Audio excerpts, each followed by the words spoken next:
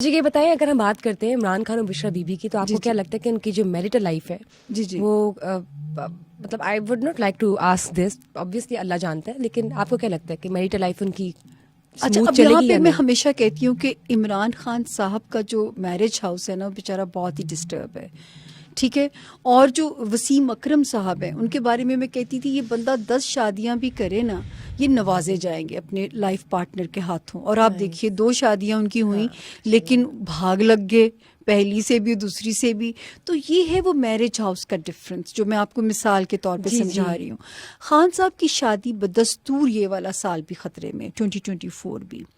مجھے کسی وقت بھی آپ کو لگتا ہے، سوری میں آپ کی بات کاٹ رہی ہوں، آپ کو لگتا ہے ان کی چوتھی بنتی ہے نا اگر وہ اب کرتے ہیں؟ اگر اب بریک ہوتی ہے نا، شادی نہیں کریں گے وہ، اللہ نہ کرے بریک ہو. میں بشرا جی سے کیوں، وہ ایک محبت سے دونوں نے شادی کی ایک دوسرے کے ساتھ. اگر یہ 22 چلے ہم یہاں پہ ایک بات کہہ لیتے ہیں کہ اگر 2024 یہ دونوں گزار جاتے ہیں تو پھر بچت ہو جاتی ہے، پھر وہ ستارہ نکل جائے گا نا. تو جو توڑ رہا ہے اس وقت، جو بریک اپ کرانے پہ پرووک کر رہا ہے، تو وہ نکل جائے گا. تو اگر 2024 دونوں گزار جاتے ہیں پیشنس کے ساتھ تو پھر یہ میرج بچ جائے گی. لیکن خان صاحب کی 4th میرج کی انڈیکیشن نہیں ہے. صحیح ہے. اب جب ہم بات کرتے ہیں آپ کی، تو سامع خان مجھے یہ بتائیے کہ جب آپ نے پہلی شادی کی تو یو نیو اٹ کہ شاید اس میں کچھ رسک ٹیکنگ فیکٹرز ہیں؟ پہلی پہ نہیں پتا تھا، پہلی تو محبت میں فنا ہو گئی تھی میں. مطلب آپ نے پہلی دفعہ گھر والوں نے اپنی مرضی سے کی تھی، چھوٹا بچہ تھی، پڑھنے کا شوق کوئی نہیں تھا، دلہن بننے کا بہت شوق تھا، پڑھنے کا کوئی شوق نہیں تھا. بس مساں گریجویشن کی، ماں باپ سے سرنڈر کر دیا. مجھے نا صبح اٹھنا نہیں پسند. میں تو کہتی ہوں میرے بچے اگر پیدا ہوتے تو میں ان پڑھ ہی رہ جاتے کہ میں جو ہے نا مجھے. اور آپ سوچیں کہ ایسی بندے کو جس سے صبح نہیں اٹھا جاتا، کیونکہ اور اس کا رزق ہی اللہ نے مارننگ شوز میں لکھ دیا. لیکن میں فوگ ہوتی تھی اور میں منہ اندھیرے اٹھ کے جو ہے نا، میں آج تک کبھی لیٹ نہیں ہوئی لائیو شوز کے اندر. میں نے بہت محنت کی ہے بشرا جی. پھر میں نے نہ دن دیکھا نہ رات، میں نے بہت محنت کی ہے. تو وہ جو ہے پہلی پہ تو بہت نبھایا نا. مطلب پتہ چلتا ہے جب میں کسی کو میں ملتی ہوں، اور وہی کیوریوسٹی مجھے اس علم میں لے گئی. انہوں نے کہا کہ یہ شادی تمہاری نہیں چلنی، یا یہ ڈیورس ہو جائے گا یا جو ہے نا وڈو ہو جائیں گی. تو مجھے وہ اس وقت وہ کیوریوسٹی اس علم میں لے گئی. نظر بھی آ رہا تھا اس کا سروائیول نہیں. وہ تو میں کھڑی ٹانگ وظیفے کر رہی ہوں، ہر سال اعتکاف کی کڑی منزل، اللہ پاک شادی بچ جائے. محبت ہی بڑی تھی، کمانے کو ارینج تھی، ہاں کمانے کو دل نہیں کرتا تھا، 1 روپیہ نہیں کمانا آتا تھا. وہ اتنی میری میرج بٹر تھی بشرا کہ میری ماں نے مجھے کہا، حالانکہ میری والدہ معذور بھی ہو گئی ہوں، پہلے انہوں نے کینسر بھگتا، پھر ٹانگ ٹوٹ گئی، اب وہ بالکل ہی وہ بیڈ ریڈن ہے. تو میری ماں نے کہا کہ اللہ نے 2 ہاتھ دیے ہیں نا، کسی کے گھر میں روزی کام کر کے پیسے کما لو، اس ذلت کی زندگی سے وہ زندگی بہتر ہے. پھر وہ ہمت دینے پہ جو ہے نا، وہ میرج تو آلموسٹ وینٹیلیٹر پہ تھی، بالکل ٹاکسک آپ کہہ دینا. اب وہ ریزنز بڑے عجیب سے ہیں کہ میں اسکرین پہ وہ کروں. اور اللہ نے بیبی بھی نہیں دیا، وہ بھی جو ہے میں نے صبر کیا کہ کوئی بات نہیں، اگر میرے میں کوئی فالٹ ہوتا تو میں بھی تو مجھے کوئی رکھتا تو وہ بھی میرے پہ مہربانی ہوتی. میں نے اس چیز پہ بھی کمپرومائز، حالانکہ مجھے بیبیز کی میں دیوانی تھی. میں نے اپنے بہنوں بھائیوں کے بچوں سب کو ایسے پالا جیسے میرے اپنے بچے ہوتے ہیں. اب وہ بڑے ہو گئے تو میں نے بلی پالی. ثانیہ سعید جی نے مجھے کہا بلی پال لو، تمہیں جو ہے نا تمہاری ممتا کی تسکین ہوتی رہے گی. اتنی میری ممتا ہے کہ میں بلی میری بیٹی ہے، اس کا نام پری گل ہے. تو وہ جو ہے کیونکہ ممتا اللہ نے ڈالی لیکن اس نعمت سے محروم رکھا، تو کوئی بات نہیں، اس پہ ریپینٹنس نہیں کرنی چاہیے. آپ کے اندر ممتا ہے نا، آپ پیار بانٹو جتنا بانٹ سکتے ہو. ضروری تو نہیں ہے کہ اگر اللہ نے آپ کو اپنی اولاد دینی ہے آپ نے اسی پہ محنت کرنی ہے. تو کوئی نہیں، میں نے ابھی بچوں کی میں فیوریٹ خالہ ہوں، فیوریٹ بات نہیں. اس میں کیا ہوا، اگر اولاد نہیں بھی ہوتی تو it's not a big deal, آپ اڈاپٹ بھی کر سکتے ہیں. بالکل، میں نے کیا. محمد جو ہے میں نے بہن سے بیبی لیا، ماشاءاللہ، اس کا یہ سب سے بڑی بات ہے. 1 دن کا بچہ میں نے لیا، اس کا نام میں نے محمد رکھا، پہلے سے سوچا ہوا تھا. اور اس کو میں نے قرآن حفظ کرایا، اور کئی رمضان ٹرانسمیشنز میں، جی کئی رمضان ٹرانسمیشنز میں وہ نعت. وہ بڑا ہو گیا نا، بیٹا ہوا نا ماشاءاللہ. جی بیٹا الحمدللہ. فخر سے بتائیں کہ آپ کا بیٹا ہے ماشاءاللہ محمد اس کا نام ہے. اور جو ہے وہ الحمدللہ ابھی میں کبھی سوچتی ہوں اپنا علم اسے سکھا دوں، لیکن ابھی اس کے اندر تھوڑے سے نا وہ ہیں. میں کہتی ہوں لوگوں کو بیوقوف ہی نہ بنائے سیکھنے کے بعد.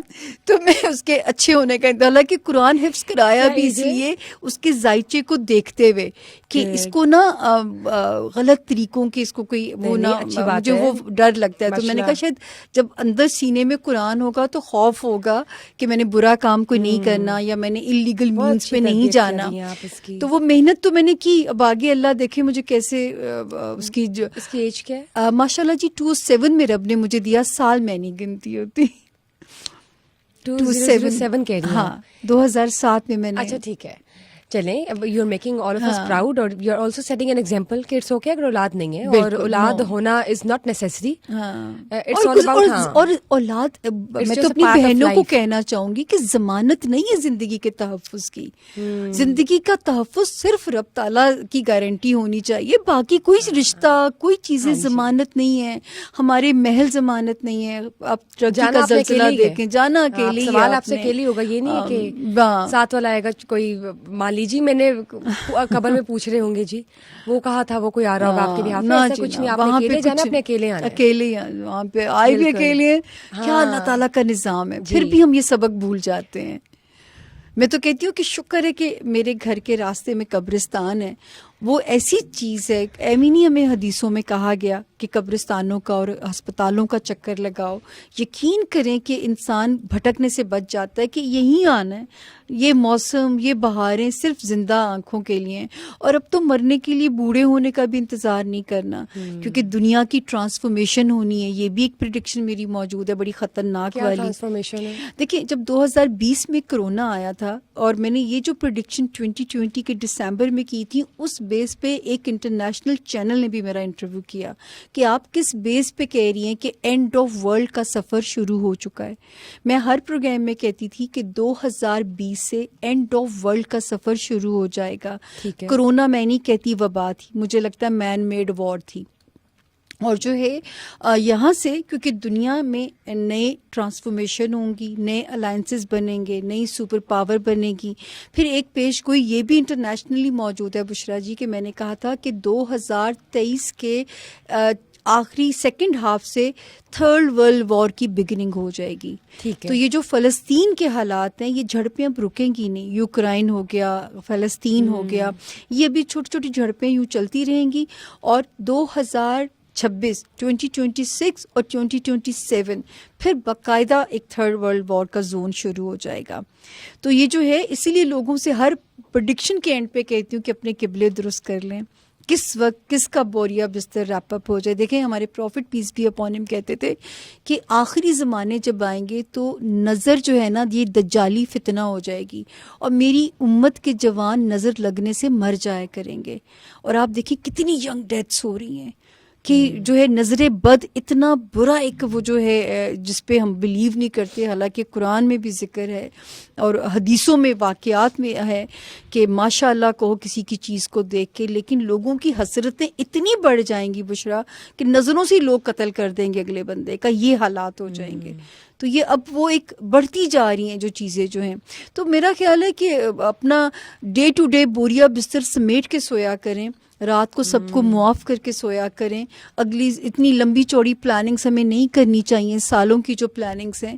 کیونکہ میں تو اپنے گھر والوں کو بھی کہتی ہوں کہ بہت لمبی پلاننگز نہ کرو, 2-3 سال کا سامان رکھو. کوئی پتہ نہیں جو ہے کس وقت اللہ پاک نے کس چیز پہ ہمارا نام لکھا ہوگا. تو اب تم ہر وقت تیاری. اور یہ میں آپ کو ایگزیجریٹ نہیں کر رہی, صبح جب آنکھ کھلتی ہے میں کہتی ہوں 1 more chance to live. ایک اور نئی صبح اللہ دے رہا ہے, اس کو فلسٹ جی کے جاؤ. ہاں جی, یہ سو رائٹ. اینڈ آبویسلی اس میں ایک سبق ہے, سب کو سمجھنا چاہیے, انڈرسٹینڈ کرنا چاہیے کہ آبویسلی چیزیں ٹیمپریری ہے, لیکن جو حالات ملک کے چل رہے ہیں اس کے حساب سے آپ لوگ کو کچھ چیزوں میں سرٹن ہو جانا چاہیے. بالکل. میں جب آپ سے بات کرتی ہوں ڈالر بڑھنے لگتا ہے, ڈالر ذخیرہ ہونے لگ جاتا ہے. یہ ذخیرہ اندوزی کی جتنی ہمارے اسلام میں ممانعت ہے بشرا, اتنی ہمارے اندر یہ بیماری ہے ذخیرہ اندوزی کی. مجھے بتائیں, جب اسٹاک ایکسچینج اور انویسٹمنٹ کی بات کرتی ہوں تو آپ کے پاس ایسے کلائنٹس آتے ہیں جو آپ سے اسٹاک ایکسچینج, اکانومی یا انویسٹمنٹ کے بارے میں کچھ پریڈکشنز مانگتے ہو؟ بالکل. اور دیکھیں ذائچے کے 12 گھر ہوتے ہیں جی. ایک ذائچے کا ہاؤس ہے آپ کا خانہ مال. اگر اس میں جیسے اس وقت جو رسک چل رہا ہے جنرلائز 12 ستاروں کے لیے, تو ایریز کے لیے اور لبرا کے لیے. اور دوسرا ستارہ میں بھول رہی ہوں, میرے سامنے وہ چارٹ نہیں ہے نا, تو میں ان کو کہہ رہی ہوں کہ فائنینسز میں رسک مت لیجیے, کیلکولیٹو چلیے. تو جو ایسے ستارے جو لبرا اگر اسٹاک ایکسچینج میں ہیں تو جب گراف اوپر جائے خوش فہم نہ ہو, وہ گراف اتنی تیزی سے نیچے بھی آ سکتا ہے, کیونکہ ستارہ انپریڈکٹیبل ہے ابھی اس میں جو ہے, جو اس طرح کے کام میں لوگ ہوتے ہیں, تو ہیلپ ملتی ہے. اور اچھی بات جو ہونے جا رہی ہے اس سال میں 2024 میں, ایک تو پاکستان کے لیے اچھی خبریں, دوسری اچھی خبر آئی ٹی کے لیے, اسپیشلی آپ جیسے لوگوں کے لیے جو الیکٹرانک میڈیا, آپ کا پرنٹ میڈیا, آپ کا سوشل میڈیا, کیونکہ اس وقت بہت ترقی ریمارکیبل ہوئے گی اس میں جو ہے, کیونکہ مرکری رول کرنے جا رہا ہے نئے سال کو. یہ ٹائم شروع ہوگا 20 مارچ سے. پھر جو ہے ویمن امپاورمنٹ پہ بہت کام ہوگا بشرا. خواتین کے لیے کیسا فیشن انڈسٹری بہت گرو کرے گی, جو کپڑوں کی جو انڈسٹری ہے وہ بڑا گرو کرے گی. پھر تیسری چیز, شکر ہے گورنمنٹ کو تھوڑی سی عقل کے ساتھ اب چلیں گے, اور پولیٹیشنز میں بڑی اسکروٹنی ہوگی, اور یہ جو اسکروٹنی ہوگی یہ ہمارے سسٹم کے بڑی فیور میں ہوگی, جو اچھا ہونے جا رہا ہے.